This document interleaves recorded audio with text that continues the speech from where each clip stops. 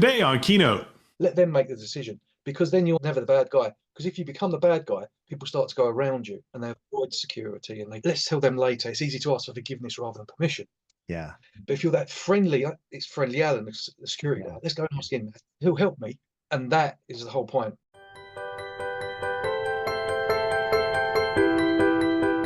My name is Bill Russell. I'm a former CIO for a 16-hospital system and creator of This Week Health, where we are dedicated to transforming healthcare one connection at a time. Our Keynote show is designed to share conference-level value with you every week. Now, let's jump right into the episode. Hi, it's Drex. Welcome to the program, Alan Cain. Psyched to have this conversation today. There's a couple of things I probably should start with. Alan is not from the United States, and Alan does not work in healthcare, which might beg the initial question, like, why, Drex, are you having a conversation with Alan? And I think this will all be explained as we have our conversation today for just a couple of things initially. Because Alan lives in the UK, different kind of healthcare system, still have their own challenges and issues. And as a consumer of healthcare there, he has that sort of experience. And then as a cyber pro, he has experience doing the kind of stuff that we do in healthcare, maybe not the healthcare specialty, but a lot of the rest of the stuff is very much the same. And we'll talk about a lot of those components today. So Alan, tell me a little bit about yourself. Tell me a little bit about the company that you work for, and we'll just spin off from there. Yeah, so I'll start for the company I work with currently now is the Rail Delivery Group. I'm the CISO there, and we provide all the services to the rail industry. Mm-hmm. Now, the rail is slightly different in the UK, where we were mainly passenger focused, but we do have freight as well, and also services to the owning groups who own the trains as well. So it's slightly different. But every service you can imagine, from ticketing to wallboards to timetables to everything, other than driving the trains, we do that. Just starting off then, a bit of a comparison. Your stuff is all in real time, and the services that you provide, the capabilities that you provide there, your consumers, your version of patients need that stuff right now. And if the trains don't run on time, as they say, chaos ensues. And we feel the same way in healthcare. So it's interesting to see that overlap. Exactly. Yeah, you are right. So even in the UK, we have these, when you leave a train, you have these doors that flick open, and they have to open within 500 milliseconds of someone tapping their card to get out and get in.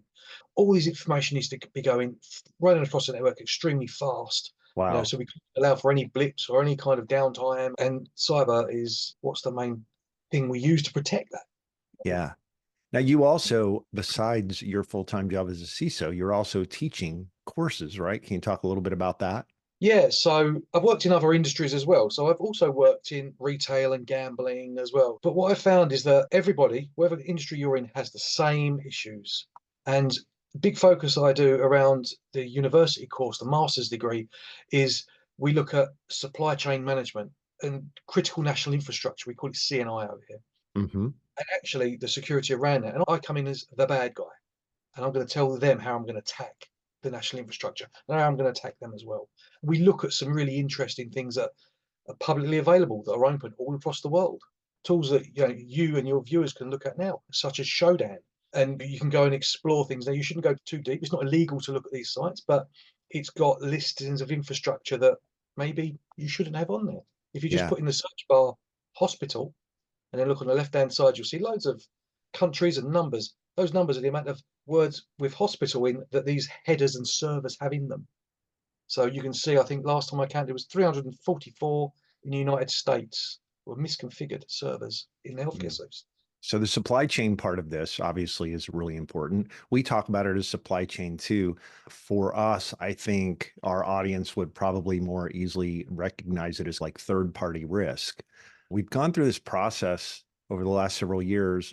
I'm wondering if it's the same there, but when we got to the pandemic, a lot of the I don't know if we're going to be able to get to the data center. So things that we used to run in the data center, maybe we should buy now as a subscription, as a service under a subscription kind of program from a third party. And so a couple of things happen. A lot of your data goes into those systems. And the other thing is that there's a lot of connectivity between your system and their third and fourth party partners too. How are you addressing that?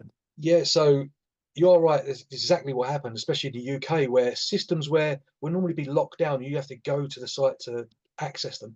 They have to be accessed remotely now. So they started to open up access. So you can access it from the internet. And we need it now. So there needed to be some sort of controls around this. So we at RDG, we created a third-party compliance framework. And that's based on 27001 and a thing over here called Cyber Essentials Plus, which is a standard that the government has created to work in the government sector.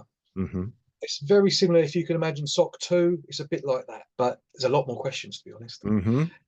But that's how monitoring your suppliers in a proactive manner, constantly monitoring, not just that once a year, let's get them to fill in a document and say, oh, that's really good. Or once a year, they give you a certificate to say they're compliant against something. So it's really interesting. We go through the same process where we send out the 400 question list to a potential third party supplier, and they answer that question. And we may not get back around to them again for a year. And lots of stuff changes in that year, right? What is happening with that organization and what kind of risks that they've decided to bear or not bear. And the environment's just changed too. That's right. They fill that document out. It's a point in time document. And this may not be the correct people to fill that document out. It comes across their desk, oh, I've got to fill it out. Okay, fine. You don't know whether they've actually considered everything they've got. So we use tools that proactively monitor our supply chain. So we can put in the supplier and the URL, it looks at their IP block and looks at all of the servers that are in there. And it looks at their security posture, whether there's missing patches, whether there's open ports open on the servers. And just by doing that alone, we can understand their security posture, whether they're going to be vulnerable to attack, whether they've got their email configured correctly. So whether DMARC's configured and whether their email could be spoofed, we can see immediately, which then poses a risk to us. Of course. You think about any supplier, if you look on their webpage, any of your viewers have got suppliers, go to the webpage of a supplier and then look at the bottom, it says partners, and it may have their own logo on there. That's a vulnerability to you because the attacker now knows where to go. So they do a reverse Google search, they find all the logos. Here we go. Here's all the supply chain. This is how I can start attacking you. This is somebody who has a connection into that health system. So this is a route that we can use to try to make our way in there. So that idea of external attack surface management or being able to look at everything that they have facing the internet and how it's configured and patched, or even things like what services are turned on. Like when you get a system, when you connect to a system, or there's something in the cloud, sometimes there are services that are just turned on automatically that maybe shouldn't be, or capabilities that are built into that that maybe just shouldn't be. You see all of that stuff too, and give advice and guidance essentially to your partners about how to become more secure. Yeah, so that's right. So we give them access to the platform as well. They can then look at their vulnerabilities and fix them. So they get that for free, but it also gives them a score. So it starts at 300 to 900. 900 being you're absolutely secure, great. But that score then allows us to have a metric. That metric then allows us to score them and us to be able to create what's called a PSL, or preferred supplier list. So the business or the industry comes up to me and says, Alan, I need someone to build websites. And I say, right, so here's our 10 suppliers, and they've all got, these are the scores in Risk Exchange. Sorry, the tool we use is called Risk Exchange, but I'm not advertising them at all. They don't sponsor me. Okay. But this allows us then to be able to go, these are the ones that are really good. We proactively monitor them. They work with us. They're secure. And that what you're doing, then you're driving security through the supply chain, because no supplier wants to be at the bottom of the list. And they all want to be at the top. So they'll use this free tool that they've got, which would have cost them hundreds or thousands, and they'll get better scores, and then it will drive them work. We've seen it time and time again. It works great. You're more likely then to do work or to select suppliers that have a higher security score. Logically, there may be reasons not to do that for whatever might be the requirement, but generally speaking, you do. So I love the competition version of this. Yeah, the trick is as well to have like contract clauses in your contracts to say that you'll keep an 800 score, and you'll also work with and comply to the third-party compliance framework. So that then means they're contractually obliged to do it. But when we go out for tender for a product, now don't forget this is going to be a national product as well for the whole of the entirety of the UK. So we'd have the vendors, we can literally put them in this tool and we can get a score, we can see their weak points. And then I literally did one before I came on the show where I wrote up a report about 5 vendors we got. They're bidding for a proposal, and one of them was really good and 2 of them were like really quite poor, but they may not have known. And that definitely helps inform your business counterpart on their decision. You can encourage them, not through emotion, but just by pure data. Like, here's a better decision that you can make that would keep us all more secure. Exactly. But the key is so insecurity, I've never been that person to say, oh, no, I've always been that person to say, let's have a discussion. Do you think this is the best course of action to do now? Let them make the decision, because then you're never the bad guy. Because if you become the bad guy, people start to go around you and they avoid security and let's tell them later. It's easy to ask for forgiveness rather than permission. Yeah. But if you're that friendly, it's friendly Alan, the security guy, let's go and ask him. He'll help me. And that is the whole point. So we help people rather than say no. I love that. That's a great lesson for us too. I think there's a lot of chief information officers. My background for most of my career has been as a CIO, but there's a lot of CIOs and CISOs who come at it from the yes, but or yes, and right. It's not a pure yes often, but they do their best to try to be a partner, to help. Like they're trying to enable the business, but there's risk always in that. And part of your job is to help them understand the risks they're accepting. Yeah, yeah. And it's funny because I've always done this at whatever business I've worked in, but we don't just do it for the business. So we do cybersecurity training for the staff, but also the families, the staff. So for instance, children have got, I think, Facebook, roadblocks, games, and parents, they'll ask about it. Okay, we'll teach you about it. I'll teach you about how to secure it, how to secure the password, what a good password is. They'll pass that down to their children and they'll all be secure. Because if they use poor security practices at home, they're going to bring them into work. That's right. Yeah. So that's a really interesting, I want to make sure I understood that. You actually help train the family too about what good looks like when it comes to security practices? Yeah, and that can be as simple as making a few videos for them that are easy to understand, which we've done for years, me and my friends, and they can just use them where they like. But as long as they understand, right, it's so important. You've got children now have got access to all sorts of technology, and getting them to understand the right way to use technology is really important. Because some of the parents that are a lot older than me that I work with, they're not really techie people. They come in and, oh, you try and use password 1, it doesn't work. I'll try to use password 2, it doesn't. Let me tell you why. Yeah, it's interesting too, that model of putting in the extra time and the extra effort to train the family. Those kids then grow up with good cybersecurity habits. They eventually will become part of the workforce and maybe even work for you. But even if they don't, there's a great benefit across the population in general, because in the spirit of everything's connected to everything else, they're probably going to work for somebody who's connected to me. Yeah, and these things don't take long to do, and I feel that cybersecurity professionals have a duty to do these type of things, right? It doesn't take us long. We know the information. Why not share it? Yeah. And a lot of it is pretty fundamental stuff too. Hi, everyone. I'm Sarah Richardson, president of the 229 Executive Development Community at This Week Health. I'm thrilled to share some exciting news with you. I'm launching a new show on our conference channel called Flourish. In Flourish, we dive into captivating career origin stories, offering insights and inspiration to help you thrive in your own career journey.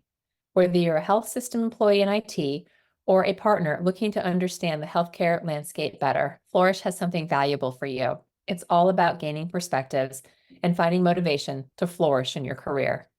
You can tune in on thisweekhealth.com or wherever you listen to podcasts. Stay curious, stay inspired, and keep flourishing. I can't wait for you to join us on this journey.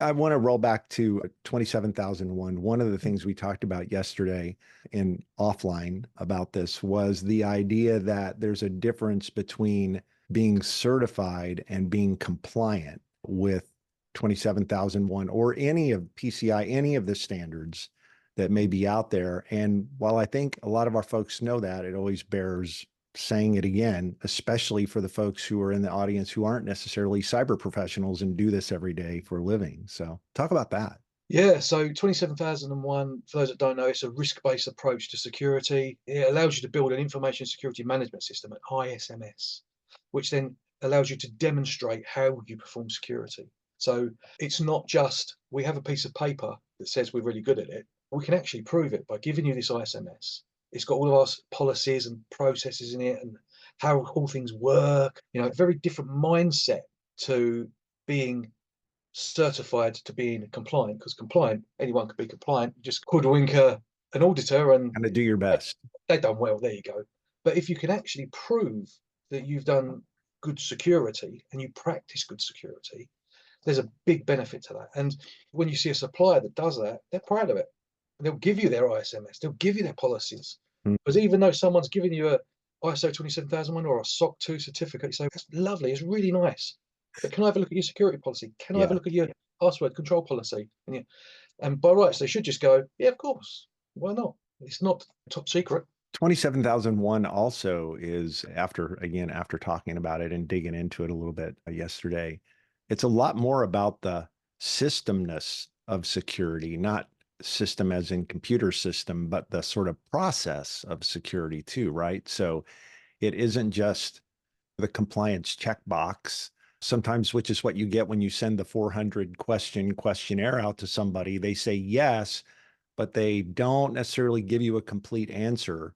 27001 gives you a pretty complete coverage on the systemness. It does. And when you get audited, the audit itself lasts like just over 3 days, and the auditor makes you go through these processes with them. You go through, do them, and prove the fact. And they'll go out into your workforce and they'll ask people about security training. They'll ask them about the policies. Where'd you get the policy? If it's a security incident, what do you do? Sometimes it's be terrifying for the auditee, but when I've been the auditor, it's quite fun. Yeah, I bet, because you hope that you don't get caught in the trap. The one new guy that just showed up that doesn't know the answer to the question or something. Exactly. Yeah, you're always praying, don't go that way, don't go that way. How many, just another kind of always interesting question for cyber pros for me is, when did you decide like this is the thing that you wanted to do, cybersecurity? Most people in cyber have a really interesting meandering path. Some have a very direct, like, nope, I was this, and then the light bulb went off and I did that. Tell me your story. For those that are just listening on audio, I am older than I sound, and I've got grey beard and bald head and very middle-aged. I was around before the age of the internet, and I used to be a hacker back then. Phone freaking was my thing, a bit like Kevin Mitnick was, getting through phone calls and that kind of cool stuff. But then when the computer age come about, was hacking video games to get better scores and stuff. Huh. And then there was the internet came about, and then there was servers online, and we could do strange things with servers. Oh, cool! Look at this. Then the real kind of I went onto a service desk, and then from there it was actually there is a job appearing here, and it's went into a SOC, that's Security Operations Center, and then a pen tester came up. This role, this ethical hacker. It's been my absolute hobby all the way since I was a child, to be honest. Even like going on bug bounties and doing it in my spare time and training people where to do it as well. And one of the things I really love to train people to do is OSINT, so open source intelligence, where they use the internet to find out information about something or person or whatever, normally themselves, to be honest. Those are the kind of skills that are out there. And once people get it, they feel like a detective. Yeah, it is. It's very interesting. It's interesting to me too, how many times I ask that question, and there's always a path at some point where somebody went through the service desk. And I think that's an interesting part of this too, because you get to talk to so many people. And from the social engineering perspective, you're not really social engineering your own users, but sometimes you get to know some of those users and the things that you can ask them to get them to tell you to help them.